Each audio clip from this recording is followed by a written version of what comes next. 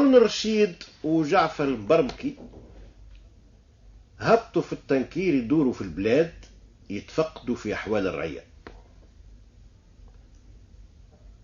كيف وصلوا لفم سوق الرباع يشوفوا في راجل ضرير رهين قاعد في قاعة، وساعة ساعة يهز يديه ويعيط ويقول جات الكل ومشات الكل، عند الله خير من الكل. وقفوا قدامه ويشوفوا، قالش بيه هذا، اي مش لازم، مش توا قيد هذا، قيدوا جعفر البرمكي. زادوا القدام، دخلوا سوق البلغجية، بلغجية تخيط وتخدم وتدق، واحد منهم يضرب ضربة ويقوم يجري يهز راسه للسمعة ويقول زعما جاتشي. قالوا زيد قيد هذا. زادوا القدام سوق البركة، دلال يدلل على ياقوتة ووصيف قاعد، وين يزيدوا زيادة يجي الدلال يشاوروا، عمل له هكا براسه، لا، ياقوتة هارون الرشيد في زمانه عمره ما كسب مثلها وما شافها حتى بالعين ولا حلم بها، وعمره ما كان يخمم زادة اللي الياقوت يوصل لهاك الكبر هذاك.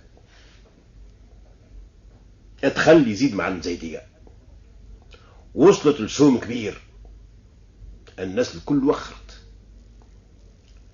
تبيعش يا ولدي؟ قال لا، هاو نزيدك 1000، هاو 10,000، هاو 100,000، هاو مليون، هاو الزملاين، هاو 10، هاو 20.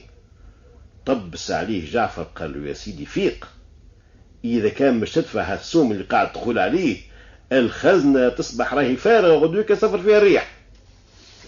قال له المال يغدى والرجال تجيبه، نبيع صياغة الزبيدة إذا كان لزم، ومن بعدين نخلفها لها.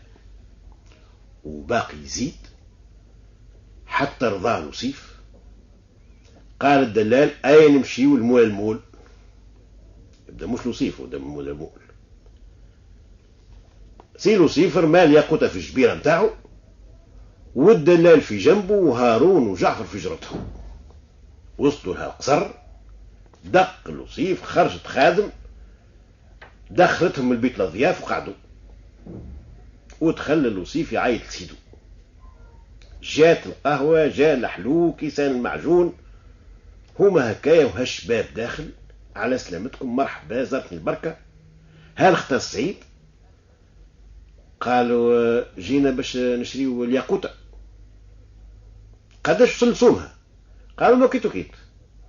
لاعب الشفر للخادم، مشات تجري، جابت طبق فضة وفوقه مهراز ذهب واليد ذهب، اجبد الياقوتة حطها في المهراز ونزل عليها هرسها ردها غبرة، ومنها صبك الغبرة هذيك في يده وحتحتها مليح ما بين كفوفه، وحل باب الدار وقف عن عتبة وحل يديه ونفخ فيهم وقال في التراب ولا في كروش ولاد الكلاب لبعد.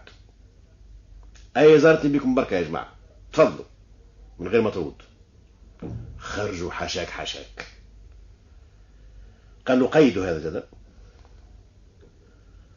وصلوا للسرايا، عيط باش حامبة، مدلوا تجريدة، قالوا هذوما 3 من الناس هذوما حب تجيبهم لي.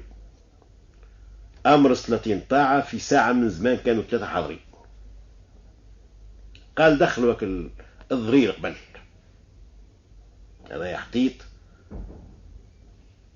نقدروا حاج مع الخينا الصبايحية، جاو هازينه من يديه، كل واحد شد من جهة، حطوه قدام السلطان. قالوا يا بابا انت في عوض اللي تطلب، قاعد تقول جات الكل مشات الكل ما نعرفش شنو الكل ولا الكلام الاخر، يا اخي ايش تعني بهالكلام؟ شنية هاللي جات وهاللي مشات؟ قال له يا سيدي انا فلان الفلاني كنت تاجر في البلاد الفلانية، مانيش من هالبلاد هذه. انهار جاء قعد لي قدام الحانوت واحد غربي شايب، النهار كله هو قاعد قدام الحانوت يقرأ في القرآن،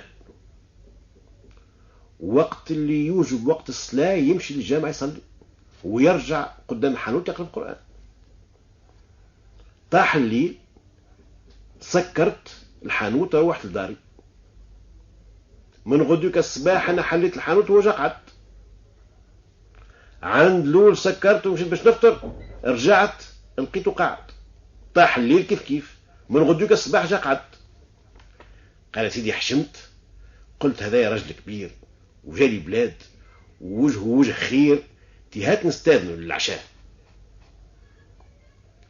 كيف طاح الليل سكرت الحانوت وقلت له يا بابا اي تتفضل تتعشى بحذايا. قال لي الله يبارك. مشينا للدار، تعشينا، سهرنا، جاء وقت النوم، اديته البيت لضياف رقد. قمنا من غدوك في الصباح، خرجنا، انا حليت الحانوت هو قعد عند الباب كيف عادته. عند لول قلت له وين نفطروا. في الليل زاد روح معايا يتعشى وبات، يجبد عليها 3 أيام على المعدل. نهار ثالث يوم قال لي يا ولدي انت عملت معايا الاكرام وظاهر عليك ولد اصل مفصل، وما جزاء الاكرام الا الاكرام. برهبط للسوق اشري 30 ولا 40 ولا 50 بغلة، قد اللي تقدر. وتو نقول لك، قال مشيت شريت 40 بغلة. قال لي هز معاهم زيد شري 80 شكارة. شريت شكاير. كيف طاح الليل قال لي معاي. خرجنا من البلاد، انا نسوق في البغال وهو قدامي نتبعوا فيه حتى وصلنا البقعة. قال لي اقفوني. وقفنا، جبد البخور وبدا يبخر ويعزم، واذا بيه اتشقت الارض. قال لي اهبط وهبط الشكاير معاك وعبي. هبط الشكايرات، نلقى داموس مليان الكل بالذهب. بديت نعبي بالشكيرة ونطلع، نعبي ونطلع، حتى طلعت 80 شكارة مليانين باللويز، وكل شكارتين قرنتهم على بغلة. وإذا به الشايب قال لي زيد اهبط، هاوكا في التركينة الفلانية تلقى زوز مريودات نتاع كحل اللي كحل بهم العينين، جيبهم لي. اهبط، لقيتهم، طلعتهم، زوز مريودات لوح ما فيهم حتى شيء، عطتهم له. قال لي يا ولديه توا نبقي وبعضنا بخير ونتفارقوا من هوني، وهاك 80 شكارة ذهب هذمك رزق حلالك، اكفوك على خاطر كرمتني وضيفتني. سلمنا على بعضنا، كبيت ليه كل حد مش على نفسه.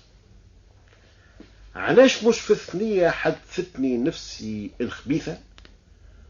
قلت شنية هالقسمة الطيرة هذه، انا ناخذ شكاير الذهب وهو ياخذ الزمراود، هذوما لازم فيهم سر.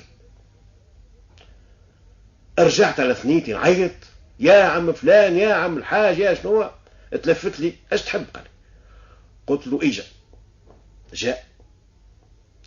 قلت له هالقسمة هذه انا ما عجبتنيش، تعرفش كيفاش نقسموا الشكاير ونقسموا المراود. انت خذ 40 شكارة ومرود، وانا ناخذ كيفك 40 شكارة مرود. قال لي الواهل القسمة هذه راهو ما يصلحش بيك، الذهب خير لك، الزوز مراود عندي انا فيهم حكمة، جيت عليهم من بر البر وانت ما تعرفش كيفاش تختم بيهم. 80 شكارة لويز راهم يغنيوك ويغنيو ذريتك وذرية ذريتك. قلت له شيء، نحب قسمة خيال، كيف ما تاخذ انت ناخذ انا. دار بيا سايسني شيء. قال لي خذ وراك تخسر وتقعد نادم. قلت له ما ندخلكش فيا. مد لي مروت، قلبت يمينه قلبت يساره، شيء طرف لوح. قلت له وش يعمل به هذا؟ قال لي كيف تكحل به عينيك تو تشوف. كحلت واذا به صرت نشوف في كنوز الارض الكلها قدامي، الكنوز الموجودين في كل بر نشوف فيهم، والكنز اللي عبيت منه 8 شكارة هو الصغير فيهم. لكن تو كيف مش نمشي على نفسي، هاك الكنوز كيفاش مش نحلهم؟ يلزم بخور وعزيمة، وانا نعرف لما خلنا نعزم. قلت له لازم الحكمة في هاك المرة الثاني. قلت له لا، اعطيني الاخر وخذ هذا. قال لي يا ولدي اخطاك راك تندم، هز مالك وبر على نفسك خير. قلت له المرود الاخر. قال لي خذ. خذيت المرود، حبيت نجرب من وقتها ونشوف حكمة شنية. كحلت عينيا، جيت نخزر، لقيت نفسي ما نشوف في شيء، أعميت.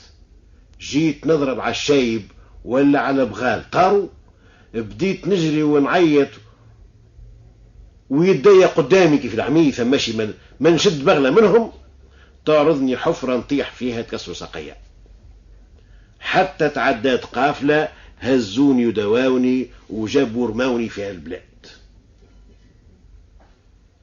قالها نور رشيد سياف، شد قصوا راسه هذايا خليه يرتاح من هالعيشة المشومة. قصوا له راسه. قال هات الثاني الحي نهار الحد الجاي.